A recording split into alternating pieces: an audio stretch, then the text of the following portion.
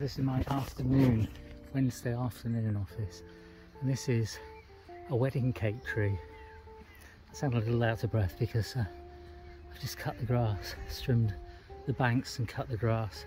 I've cut the top lawn so far, and I've trimmed the bank up the top. So this is a wedding cake tree, and it's called it because it's like layered in tiers of these beautiful flowers, and I just thought I'd show you. Not really scented, but it's beautiful all the same. There's other things out here, so we've got azaleas, all different coloured azaleas. There's euphorbia.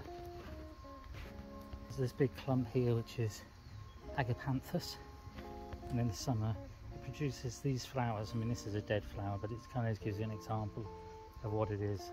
So example of this, which is an agapanthus flower, and they're either white or blue. One has a lot of rhododendrons and azaleas, and this is a beautiful rhododendron. A lot of the rhododendrons are very old, so they're kind of falling apart. Another beautiful rhododendron.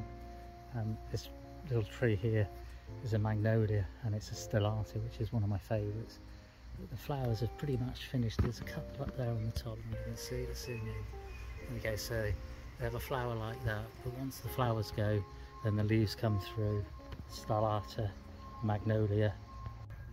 Hi, so it's still Thursday afternoon. I'm just going to show you, there's a lovely little honeybee there. I'm not sure if it's a honeybee, yeah, it's a honeybee, but there's also a beehive in the chimney of this customer's garden, in the chimney of her house, and it's got hundreds of bees going in and out. It's been there for like 12 years or something. All the time that I've been doing the garden anyway, which is about 12 years. But there's this beautiful flower here. Just wanted to take you around and just show you her rhododendrons and things. In the last few years we've had really dry weather, which has affected a lot of these rhododendrons, and a lot of them have died back a bit, which is very unfortunate. This is a wild rhododendron, this one here, and it creeps forward all the way along, and there's a huge clump of rhododendrons here, and there used to be other colours other than the wild one. On the actual fence down here, there's this little clematis which is in flower. It's not looking as good as it was, but lots of things need to tidy up in this garden really. They just haven't really got enough money to spend on the garden, so it's quite wild, this one. There's another rose down here. This is a silver slipper azalea, and again I think the drought in the last couple of years has affected it quite badly. But a silver slipper azalea, and it's just getting its leaves and its flowers, beautiful flowers, and it's got leaves coming on it as well, but as you can see it's kind of again died back. This is the same plant around the other side, and again it's got some beautiful flowers and some beautiful leaves and a lot of brambles in, and one day I'll get to it and I shall have a chance to trim it back. There's another purple rhododendron here as well. I just wanted to document this beautiful sort of lilac coloured rhododendron. Again, we've had very hot dry summers and it's affected a lot of them, and this has died back a huge amount. But on it there's a couple of bumblebees. There's one up there, you can get in close on that one. There you go, there's a big orange bottom bumblebee up there, and the rhododendron itself, although it's died back, it's still got quite a few bumblebees. They're all the same sort, orange bottomed bumblebees, but they're on this beautiful lilac rhododendron. And then over here there's more of the same lilac rhododendron, but it's in better shape than the other one. So this one's huge as well, going all the way up there, and that orange red flower at the back, that's also an azalea. I'm going to take you in for a closer look. Hang on. It's a beautiful lilac-y rhododendron.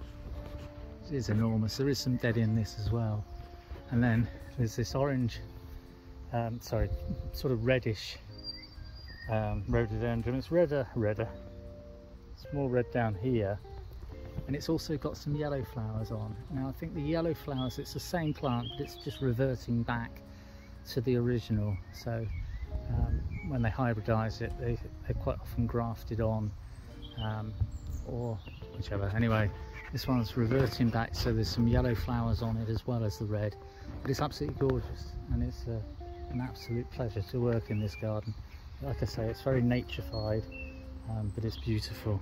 There's also a cherry tree just come out of flower and it's just producing fruit, but it's more of an ornamental tree, so whether the fruit will stay, you can see up there, there's a load of flowers that are still on it, but the fruit are forming. And before we go, we'll just have a look at this, which is an apple tree, and it produces a beautiful red apple, and it's sweet and it's very nice. And the customer thought the tree was dead, but certainly not, because look at all that, look at all those flowers on it, isn't it beautiful? And again, the bees, honeybees are hovering around, pollinating it. So it's another beautiful apple tree. We've got 3 or 4.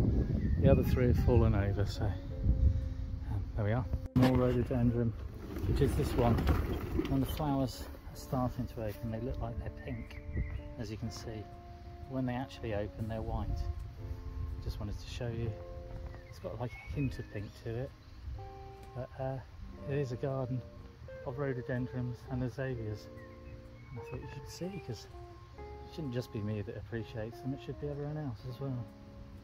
Although you can't just wander around other people's gardens. I can, but other people can't, which is unfortunate for them.